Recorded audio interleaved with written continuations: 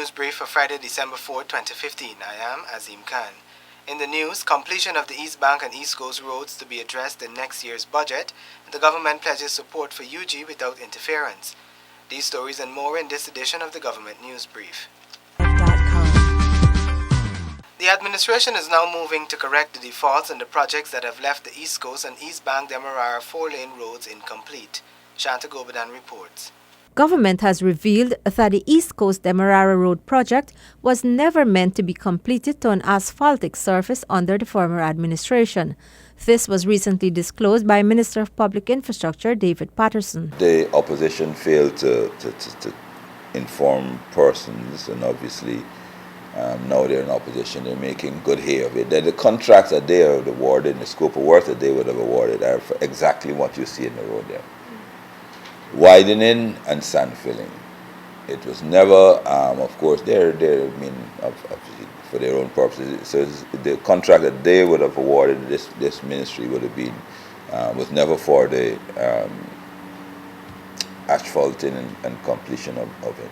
However, the administration is now moving to have the project completed as soon as possible, as it currently poses a threat to drivers and other road users. With regards to the East Bank Road project, the minister stated that no new contract has been signed for its completion, as it is expected to be completed under the existing contract. The roads will be completed. The draft contract, which I do think should be the draft extension amendment, should be completed on May the 15th, 2016. It's quite a lot of work, but that's the completion date.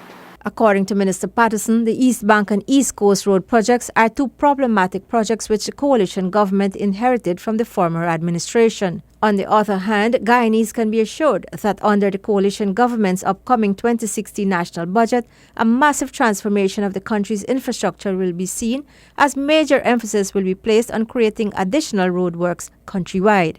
For the Government News Brief, I am Shanta Gobadan reporting. The Ministry of Education is working to support the development of the University of Guyana. It is, however, being careful not to interfere in the running of the institution. Paul McAdam reports. The University of Guyana needs upgrading in several areas. This is according to Minister of Education, Dr. Rupert Rupnarine. I think the first thing that needs to be done is that we have to ensure that we strengthen the council. The government doesn't run the university, the council runs the university. The government has representatives who sit on the council. And we try to ensure that government policy is, in fact, articulated through the council. We have our ideas about where we want to see the university go, but it's not the business of government to get up and go and run the university. So we have to ensure that, I think now that we have Professor Harris on as Chancellor, this is a great start, because it has really, I think, encouraged people at the university, the appointment of Nigel Harris.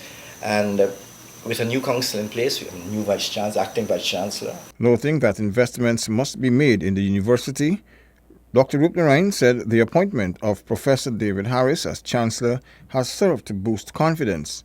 He said the new council, which has been appointed, will also have a positive impact.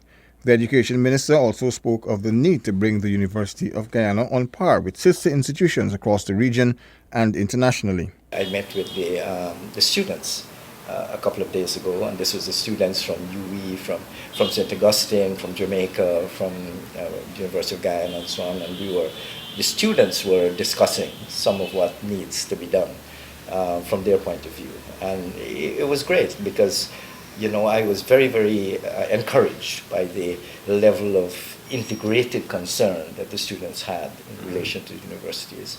And yes, we have a lot of work to do. I mean, UG partnering with sister institutions around the world, not just in the Caribbean, but the Anton de Com in Suriname, the Brazilian University, and the Venezuelan University. I mean, we are well situated to take advantage of a lot of available talent and resources. The University of Guyana is the only state-owned university. Over the years, there were complaints about the level of political interference in the running of the institution. That has been changed. For the Government News Brief, Paul McAdam. Bauxite workers will once again enjoy duty-free overtime as they did in 1988. Senika Torrent tells us more. After 8 years, bauxite workers will once again benefit from tax-free overtime concessions. These concessions were taken away by the previous administration in 2008. Workers have since been crying out to government to reinstate this concession. Were enjoyed by workers until 2007, when they were arbitrarily taken away by the previous administration, seen as a punitive exercise. So this basically is correcting that situation.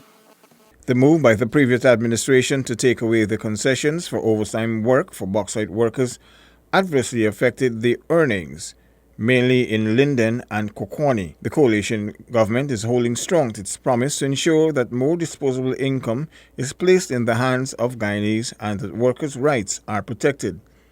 To this end, government raised the minimum wage for public servants to $50,000 Guyana. Sweepers, cleaners, general clerks, and office assistants are among those who have benefited from this move. Additionally, the Ministry of Social Protection, Department of Labor, has been conducting visits to various work sites and has discovered some of what can only be termed as atrocious working conditions under which many have been functioning. Thus far, over $16 million has been awarded to workers whose rights were violated. Shivani Ramprasad now reports that work to reconstruct the Yumanana has started. The Ministry of Public Infrastructure has commenced works to rebuild the Yumanana. The ministry is doing the foundation and the flooring. The Ministry of Public Infrastructure has involved the RP Construction Agency to do back the floor foundation for the Yumanana. Works have started on the 18th of November and expected to complete before December 31st. The value of the contract for the foundation work is $7.135 million Guyana. As part of the reconstruction, the ministry will also be installing solar panel systems, fire prevention systems, including water sprinklers and fire extinguishers, along with cooling systems. This phase of the work is expected to be completed by December 31, 2015, after which the Ministry of Indigenous Peoples Affairs will take over for the construction of the main frame of the building. The Ministry of Public Infrastructure have a few of the components that we are be involved in, which will include the foundation works, the electrical and power supply system, which will be of solar, the electrical distribution system, the cooling system, and the extractor fan. And we also will be putting in, with advice from the Guyana Fire Service, water sprinklers in case of another fire. In a preliminary budget, a total of $66.68 million was allocated for this project. The original structure was constructed in 80 days but destroyed by fire within 15 minutes on September 9, 2014. For this government news brief, Shivani Ramprasad reporting. As the Christmas sales begin, the Consumer Affairs Division of the Ministry of Tourism is urging consumers to shop responsibly and be aware of their rights. Shanta Gobadan reports. The Consumer Affairs Division of the Ministry of Tourism recently launched a Know Your Consumer Rights campaign. This promotion is designed to build consumers' confidence and educate them on how to seek recourse ahead of the Christmas shopping. This rights campaign that we're launching today is more about sensitizing the public to the rights that they have in any buyer-seller scenario. It offers a set of advisories and how-tos. It is meant to build consumer confidence to accept and to pay for only products and services that they are satisfied with.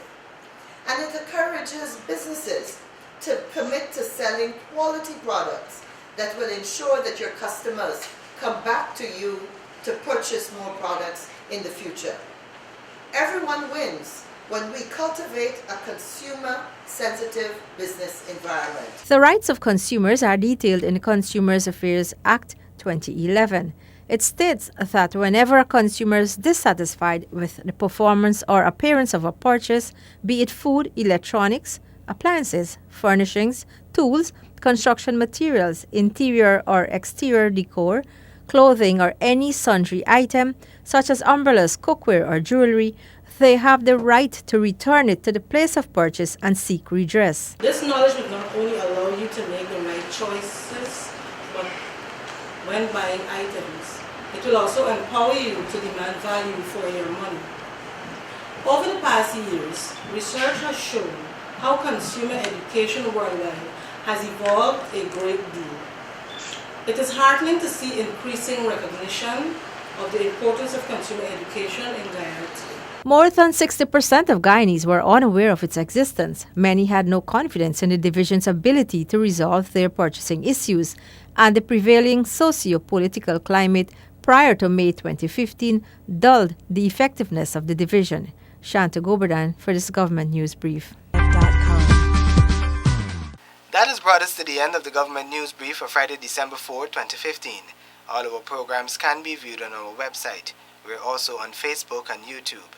We leave you with our Guyana nice photo of the day. Do send us yours. Enjoy your weekend and take your time on the roadways.